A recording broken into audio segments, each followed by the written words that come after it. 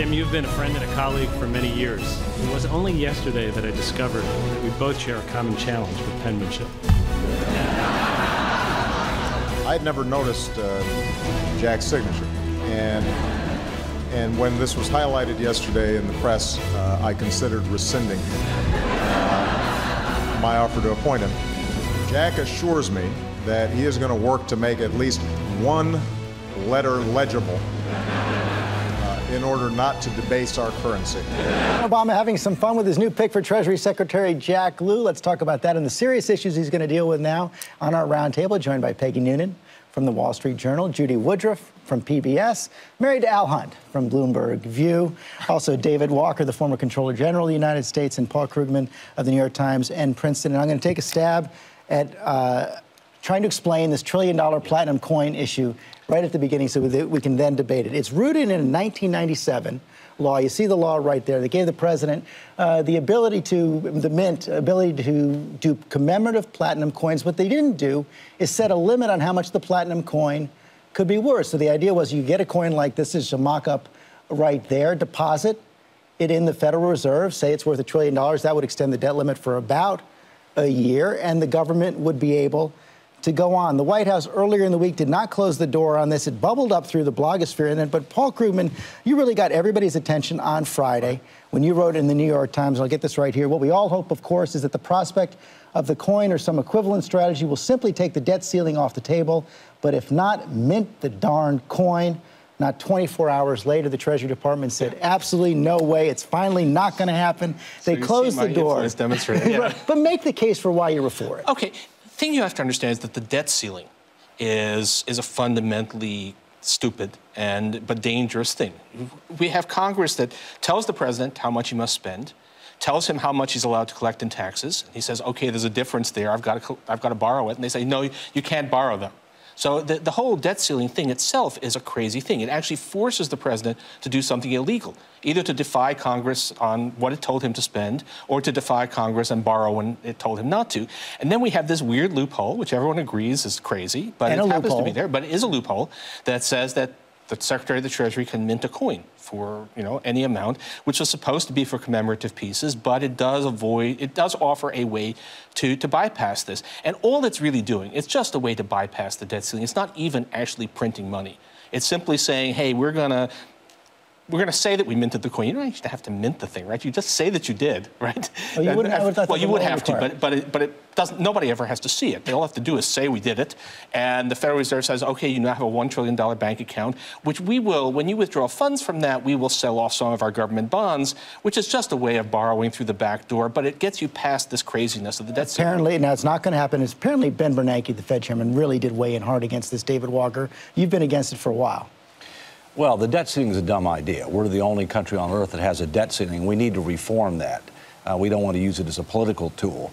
But, the $1 trillion coin's a dumb idea, too. Two dumb ideas don't make a good one. By the way, why would you spend the money on buying platinum? I've got a few $1 trillion bills here.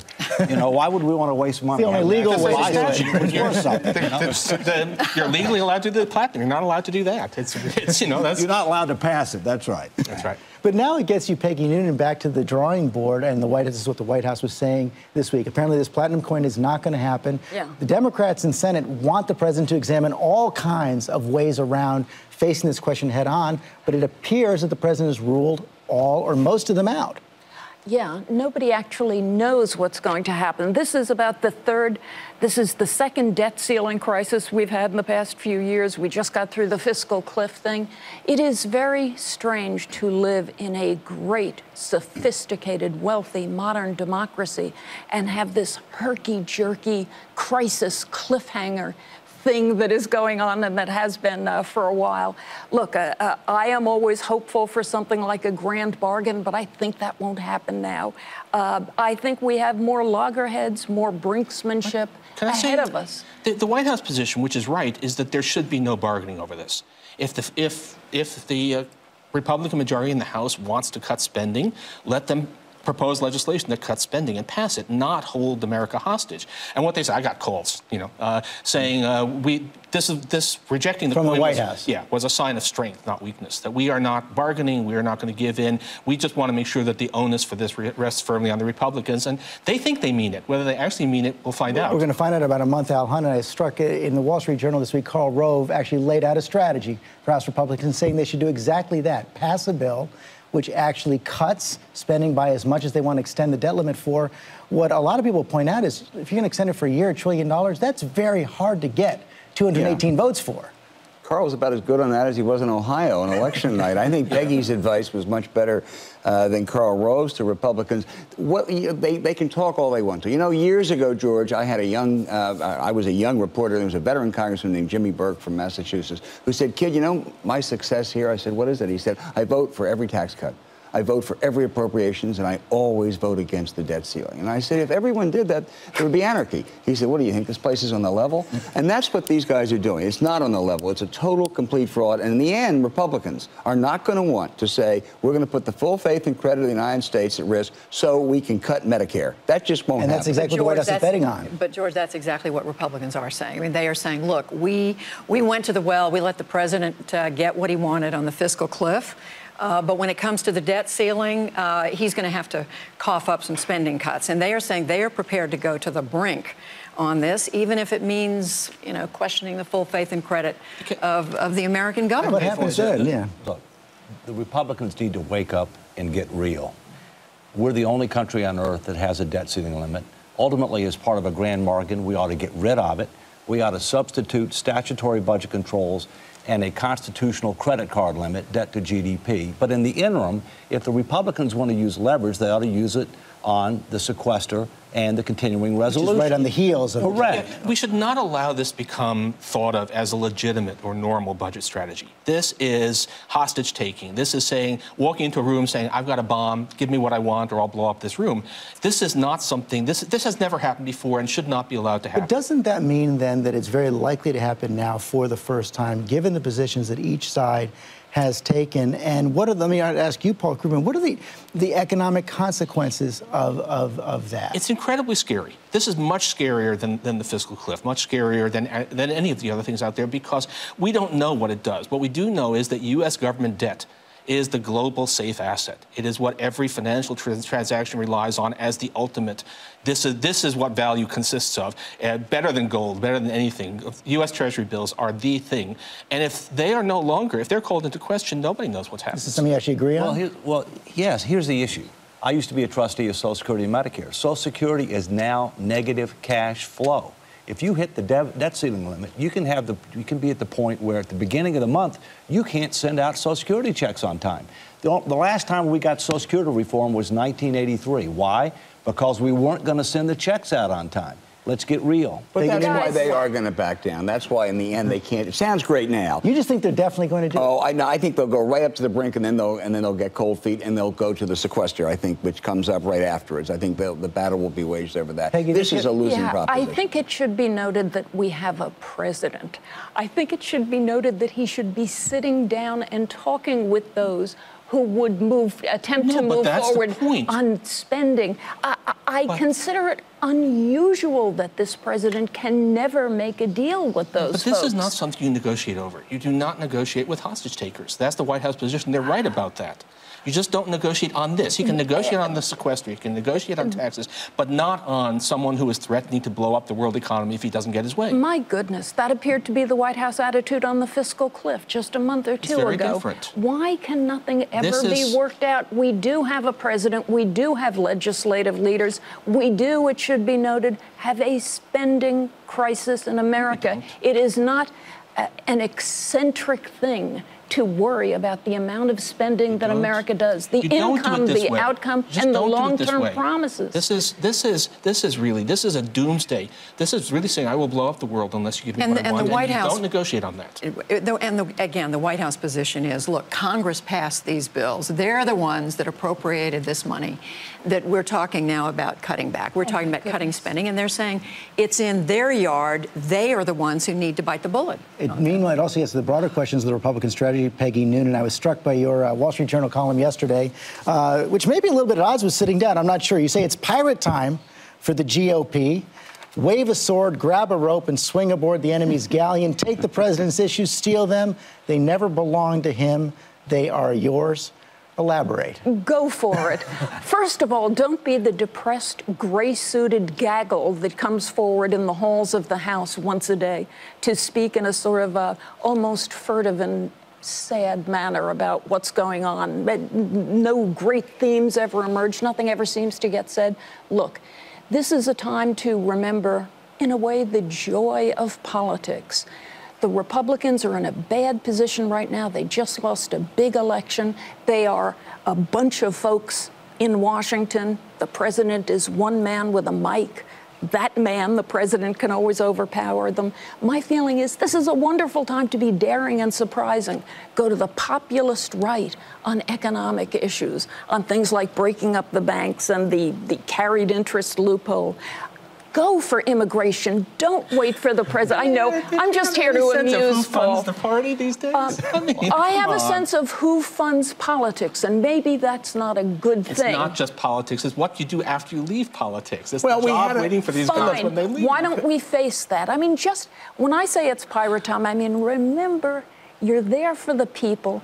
Try to do good stuff. Do not giggle. It's no time to be cynical. So who's walking the plank? That's my question. I thought it was a brilliant, provocative column. There's not a chance it'll happen because, to go to Paul's point, some Tea Party members ran in 2010. We are anti-Wall Street. We are against the banks. They got in there. They got on the Financial Services Committee, and guess what? They started getting money from J.P. Morgan, from Morgan Stanley, and not a single one of them voted against the banks. Immigration. Why did Mitt Romney turn into an immigration basher? He never was before because he went to Iowa in 2007. Right. The base, the core. They're going to have a terrible problem with this because their base does not want immigration. Well, except that, Judy Woodruff, isn't hard-boiled politics going to push the Republicans in the direction of working with the president in some fashion on immigration? I noted that Marco Rubio is at least starting to talk about laying out a step-by-step immigration. For sure on immigration. Marco Rubio, there are other Republicans who say look at what happened in election 2012. The president got 71% of the Latino vote. The handwriting is more than on the wall.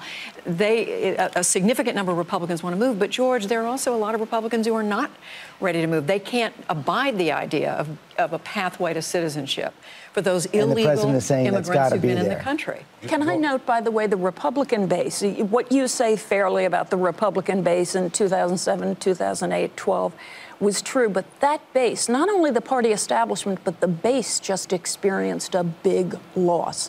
There's a lot of thinking on the Republican side about the meaning of this and how to go forward. I know you wanted to weigh in on these big financial issues. How is a pirate strategy consistent with a get real strategy, or not? Well, first, the biggest deficit this country has right now is a leadership deficit.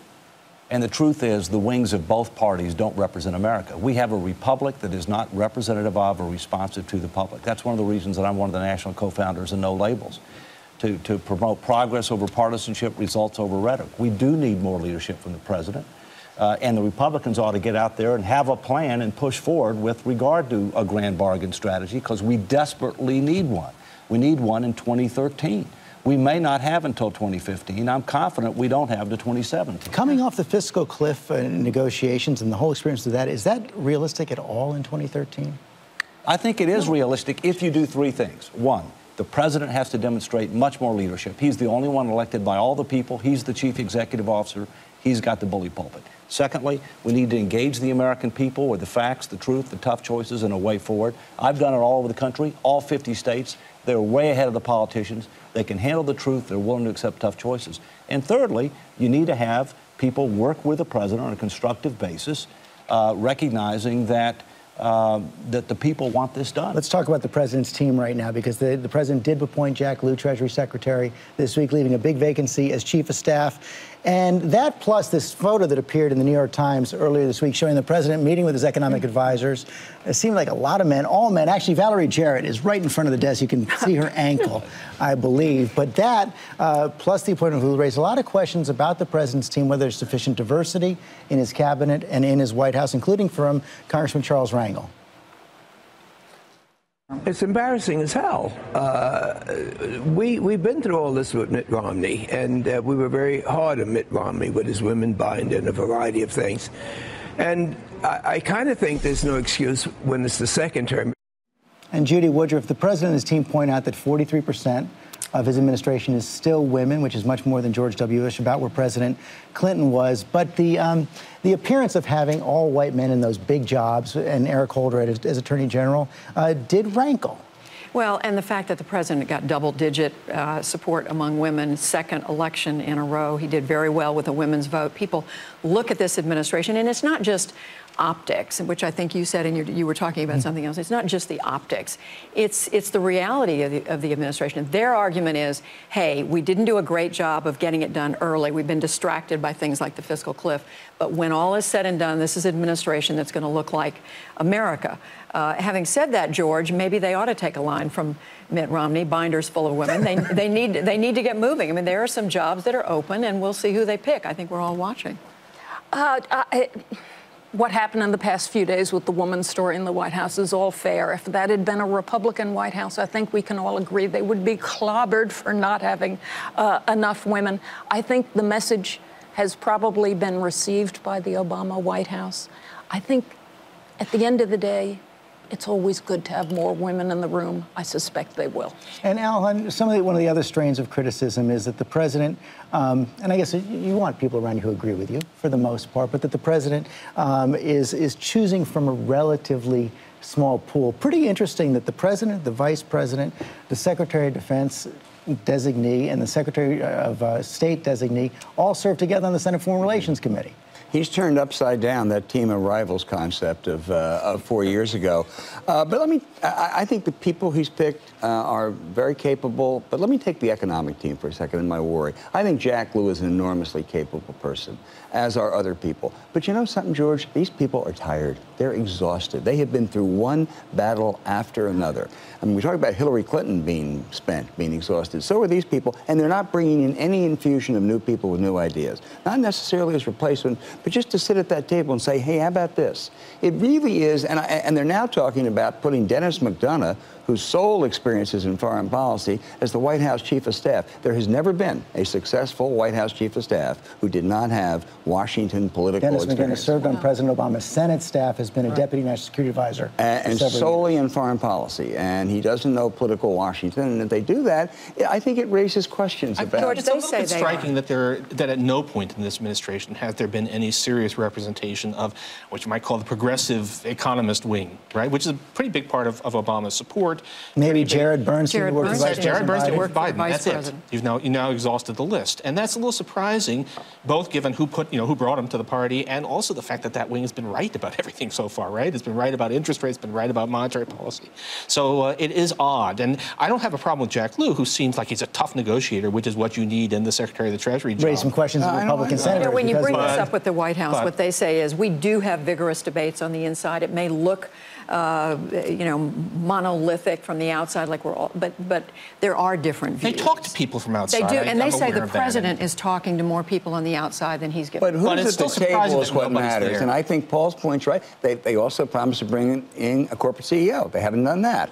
I mean, I think an eclectic group of people who can inject maybe some. We're having the same familiar. My guess it's been hard to convince someone to take that job. I think Al's right. You need to get some new blood in there. Sitting at the table makes a big difference. Jack Lew is clearly qualified for that job. Yes. I believe he's going to get confirmed, but he doesn't have good relations with Republicans.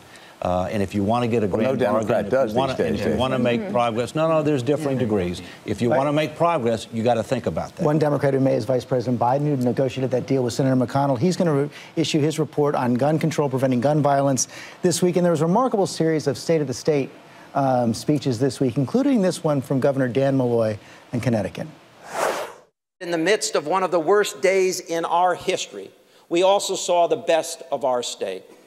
Teachers and a therapist that sacrificed their lives protecting students. And when it comes to preventing future acts of violence in our schools, let me say this: more guns are not the answer. Peggy Noonan, Newtown happened 1 month ago tomorrow. Yeah. We're going to hear from Vice President Biden on Tuesday, but we've been talking about this for the last few weeks on the program. Every time I talk to a group of senators, it does seem that there is not a lot of sharing of the president's sense of urgency on this issue. On Capitol Hill, you mean? Look, guns are a very tough topic in America. I do think that if the vice president comes forward with his report on Tuesday that looks at the whole violence problem in a way that includes guns and extended magazines and such, but also how we deal with the mentally ill in America and what to do if you've got a 17-year-old kid who appears to be unstable and violent. There's a cultural angle to this, and we all know what it is. We all go through the motions on it. We have for 25 years. But a Democratic president addressing the cultural part of this would be a little like Nixon to China. So if Biden has something to say that touches on all those things, I think it would be good. I think he's going to address all of them. And what I'm told is they are going to put out what they call a comprehensive package. It's going to include legislation. It's going to include executive things the executive branch can do on its own. It's going to include the assault weapons ban, steps on comprehensive background checks. They're going to look at the mentally ill and other steps.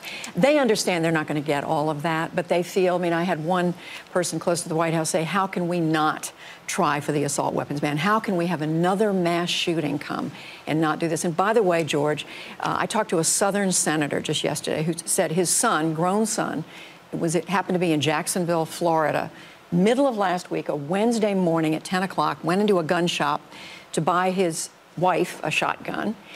10 o'clock in the morning, middle of the week, he said the store was filled, 5 deep with people, stood in line with 20 people or more to buy. He said ever since Sandy Hook, there's just been this burst all of the statistics show that huge spike in sales of assault weapons in December. We have to take a quick break.